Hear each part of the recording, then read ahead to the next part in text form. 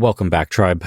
We have the snake eating its own tail again. Women to be accused of hate crimes for saying men can't be women. So if you remember the episode from a few days ago, how they're treating misogyny as extremism and potentially under terrorism charges. Listen to this. My wonderful next guest, who is Kelly J. Keane, the wonderful Kelly J. Keane, women's rights campaigner, but much more than that, living legend, I would say. Kelly, it's so good to have you on the show. It's been a while since we had a chat. Well, I heard that you were wearing yellow, so I just saw that. Look at that. That is, I like that. That's cool. So let's start. First of all, actually, let's veer back in a moment to this misogyny as a hate crime. You tweeted something, if that is still the verb that we use in the context of X, earlier today, which I just really want to ask you about, which is, you said to women, be careful what you write in WhatsApp groups, be careful what you're talking about online when you're sort of talking about defending single-sex spaces and so forth, because the police might come and feel your collar. What's going on, Kelly? Well, look, I got my collar felt back in 2017, 2018 I was interviewed, but 2017 they contacted me about tweets. And I happen to know that a police force, which I can't name, has recently arrested a woman. Somebody else messaged me, a man, about stuff online where he got a battering ram, got arrested also for tweets about men pretending to be women. But this particular woman was told that they would swab. Imagine in the UK, you make a joke or you say something about men being men, women being women. Wearing a dress isn't going to change that. And a battering ram with specialized police forces breaks down your door to arrest you for a meme or a comment on social media. This is the world we're living in, folks. 1984 is about to be eclipsed to degrees we've never seen. Even he couldn't foresee, Orwell couldn't foresee the police state that we have today with all the technology that enables them to spy and censor en masse. Stickers for DNA. And they seize their phone. And what we know about a lot of these investigations is the process is a punishment. They might not end up charging her with anything. It might never go to court, but they will take her phone. So I just said to be, just be sensible. Don't have your face to open your phone or any apps. That's the idea of swabbing stickers for DNA. I'm guessing these stickers said things along the lines of, woman isn't adult human female, rather than anything that's inciting hatred or violence. Yeah. I mean, you say inciting hatred, and I like you, I really loathe the idea that our police are worried about anything we say, apart from inciting violence. So when it comes to women, I just think we've now got these wonderful courts and there's lots of space in prisons. And so I think it'll be a fair... She's referencing how they're letting out hardened criminals to jail people for memeing. So memers now go to jail, like drug dealers, criminals, people who stab people, assaulters, all that stuff.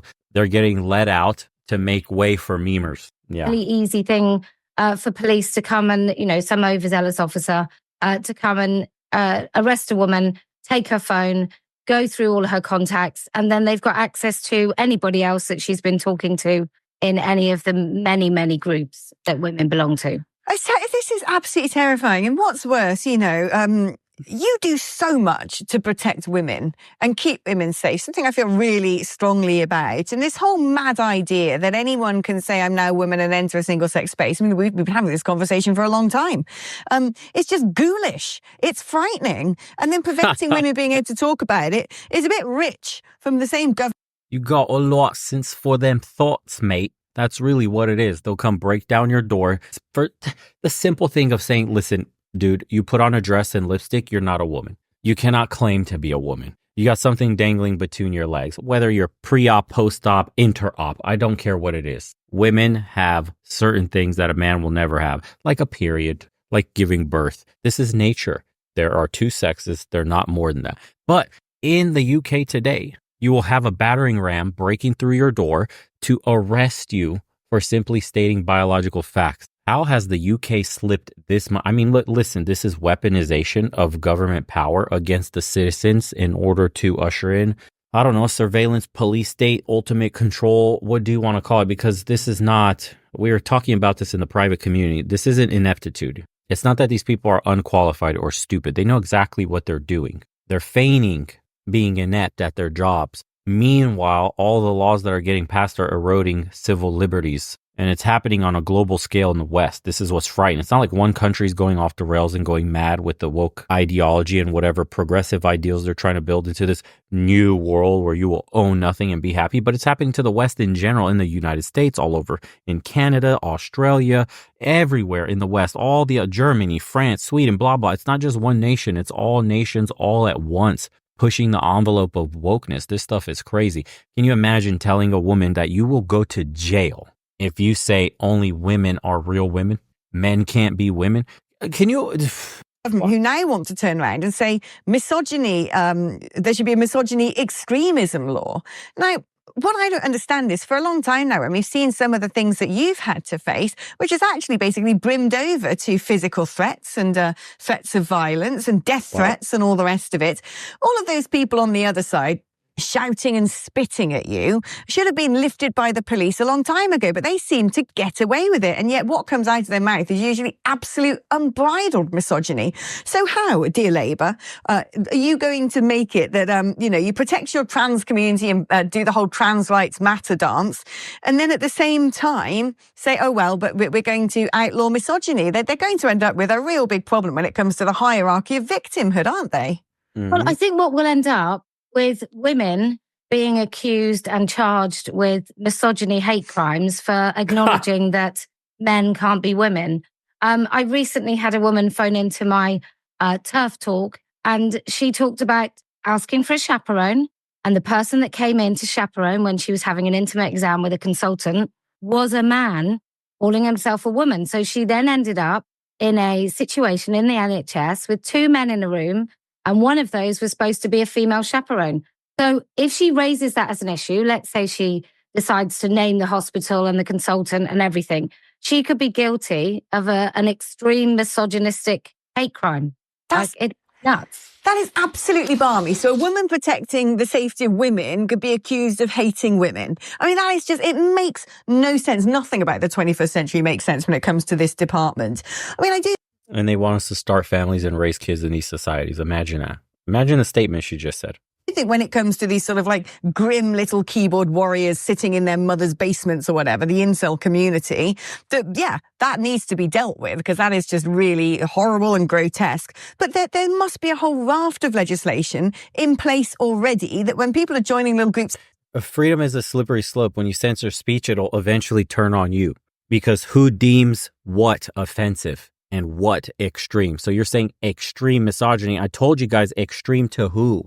What are the parameters for that word extreme? Now it's going to be, again, it's turned on women. Do you see? I told you guys before, a few episodes earlier, that the biggest losers in all of this will be women. They're the ones voting for their own demise. Women have voted these liberal policies in, these liberal politicians, all these ideologies of welcoming with your legs spread open all these ideas and all these migrants, and all of this legislation has come back to absolutely wreck you. You can't even say wearing a dress doesn't make you a woman, because now you will go to jail.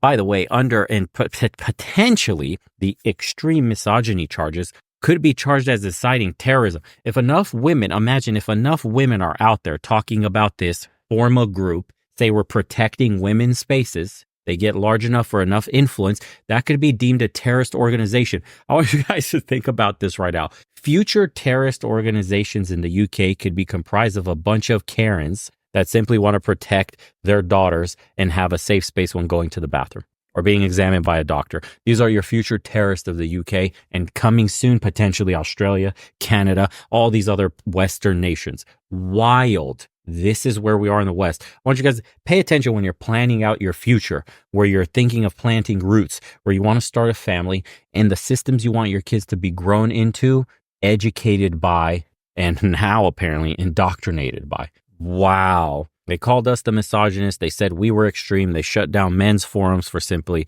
guys talking about whatever it is that they wanted to blow steam off of because it had actionable potential, right? Like the red pill and whatever, probably incel forums and all this. 99.9% of these guys are absolutely harmless, just needs a place to vent. But now we're getting to the point where venting itself is a hate crime or extreme misogyny, and you will be sentenced to prison while they let out the murderers, the assaulters, and God knows who else out of prison to make room for a memer or a dude blowing his stack. Now women too.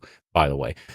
Imagine all the women's rights groups will now be considered terrorist organizations. Why wouldn't they be? Most of the women's rights groups are trying to protect women's spaces from the trans ideologies. This is wild. Saying, I know, go and, perpetrate awful things against women, that's very clear, in the current climate of, oh, well, you've incited violence, so you're going to prison, done and done. To me, you don't need a specialist category.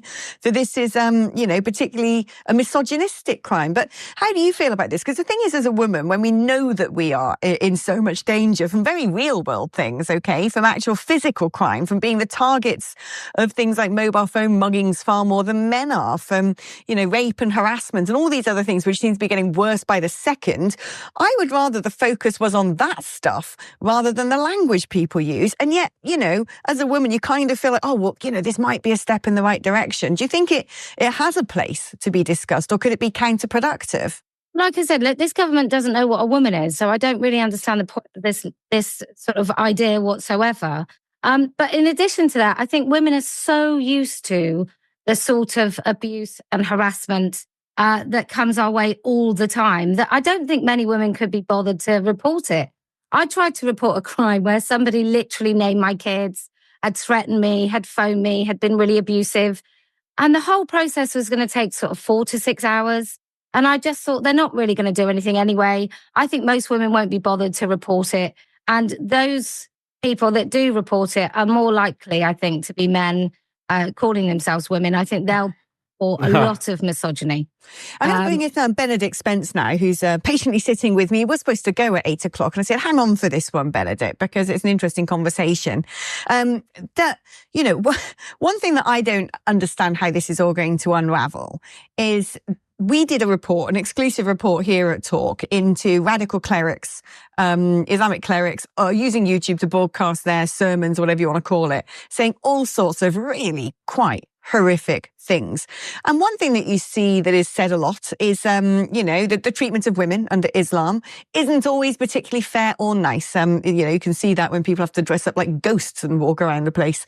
And the idea of, things like polygamy and concubines and so on and so forth. We've seen with grooming gangs, some of these more medieval viewpoints that can happen within pockets of that community. And I'm certain there'll be plenty of imams out there. I'm not saying it's going to be the majority, but there are plenty of them out there who probably spout some of the most horrible, threatening and disgusting language when it comes to how women should be treated and viewed in society. Now, what happens when someone sees that? It's on YouTube, free for all. You're not just, in the mosque joining in and listening to it.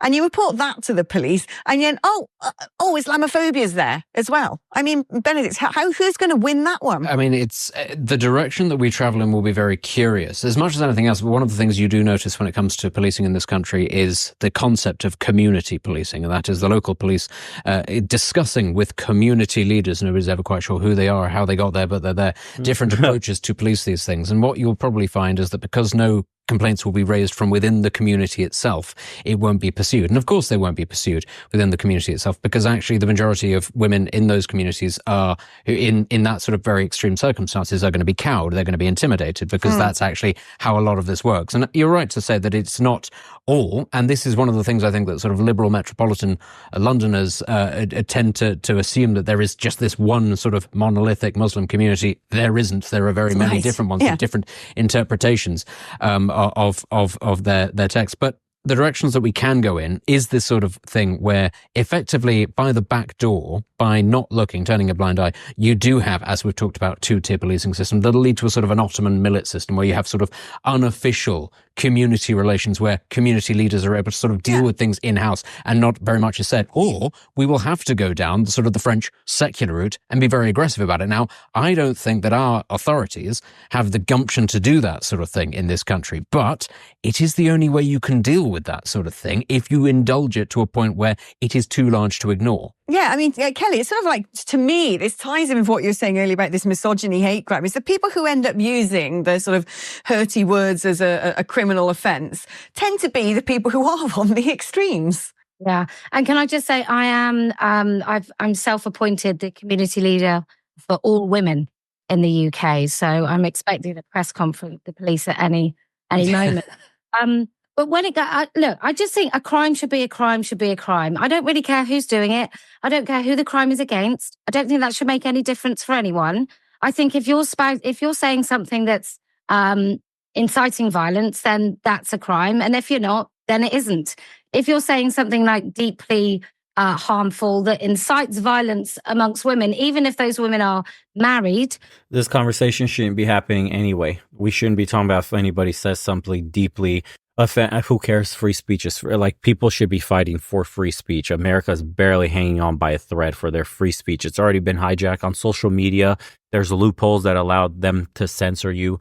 The news media censor you. Like, speaking your mind as an American today, it can have repercussions for your job, amongst a million other things that can happen, right? So there is almost no free speech in America. It's hardly left. But in societies like the UK, this is the perfect example of what everybody says, that freedom of speech should be free no matter the kind of speech, period. Look at the slippery slope that we're in. At first, it started with inciting violence, inciting riots. Then it went into Islamophobia. Then it went into extreme misogyny. Then it went into hurting feelings. Then it went to anything anti-establishment, misinformation, malinformation. A million words get thrown out there and invented and legislated. And then all of a sudden you wake up one day and you got to keep your mouth closed, because anything you say, you could be breaking the law at any moment and could be arrested. A battering ram will break through your door and they will come and arrest you because you broke some speech law, one of a million, that somebody somewhere isn't a fan of what you said and now are offended, and now you're a hater. Hate speech, terrorism charges, inciting violence, extremism. These are all just buzzwords today. They mean absolutely nothing. It's just the blanket statements that they use where they can basically draw the line wherever they want, legislatively speaking, in order to imprison you for standing up for your civil liberties. That's really what it is. This is just a game to them. They're using words like terrorism, extremism, misogyny, and then open-ended legislation that doesn't define exactly what that means, so that it could be interpreted on a case-by-case basis by any judge in the country, and they'll set the standard by essentially jailing anybody who doesn't agree with them. This is what's happening. These are your Western nations right now. This is why I tell you guys, it's crumbling. There's nothing you can do. There's what history has taught us, actually. There's one way this thing will change. We can't say that out loud. The streets will flow with it. You know when it's happening. Okay? Every single time in human history there has been massive change, it only happened in one specific way. You will not vote your way out of this. Women to people, and you're telling their husbands to beat them, then I think it shouldn't really matter who's saying it, what excuse they have. I think we're all a little bit fed up. Yeah. With one rule for one and a different rule for another group. And I think that's what people are very, very cross about. Yeah, I mean, I couldn't agree more. And actually, where has common sense gone? It's disappeared. We've all got to internalize everything because it's all our unconscious bias and our prejudice. Now, before I let you go, Kelly, here's another one.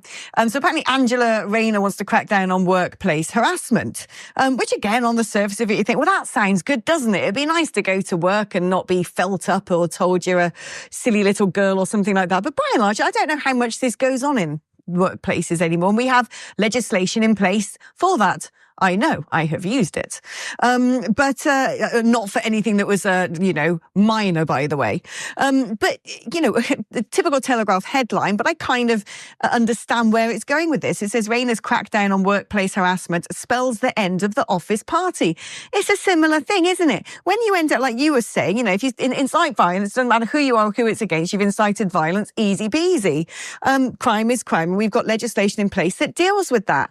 And I do think we have, when it comes to sexual harassment, legislation in place. We've got, if it comes to assault, if someone is, touching you the wrong way, we've got legislation in place. So what is it that Angela Rayner wants to bring in? Because as far as I recall, back in the day, a lot of couples met each other at work and snogged under the mistletoe at Christmas time and then have gone on to have very happy families.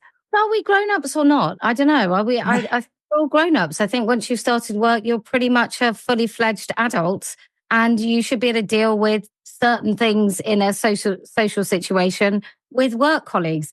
I don't think it means that the office let should be able to pour his hands all over you. And I think you should be able to deal with that. And I think I'm not even sure that should be criminal if swiftly dealt with. But it's just peculiar. It's just another kind of invented problem so somebody can solve it.